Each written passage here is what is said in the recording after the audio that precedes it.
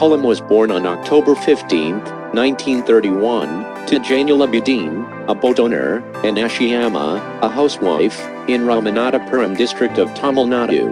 In order to support his family, he used to distribute newspapers after his school hours.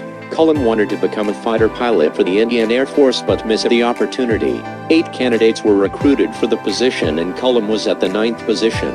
For his contribution on the launch of vehicle technology and ballistic missile, he came to be known as the Missile Man of India. After becoming the President of India, Kalam founded a trust named for providing urban amenities to rural areas and started donating his salaries and savings to it. His argument: after becoming the President of India, the government will take care of him till the end of his life.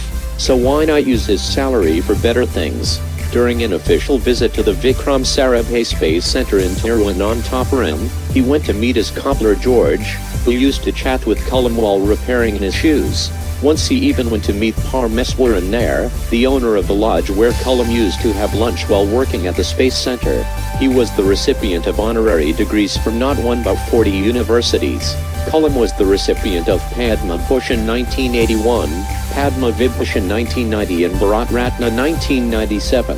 He is among the 3 presidents of India who were felicitated with Bharat Ratna before electing as the president. His autobiography Wings of Fire, an autobiography, was first published in English and now has been translated into 13 languages. If you loved this video, then please like it, share it and subscribe to Facts Valley.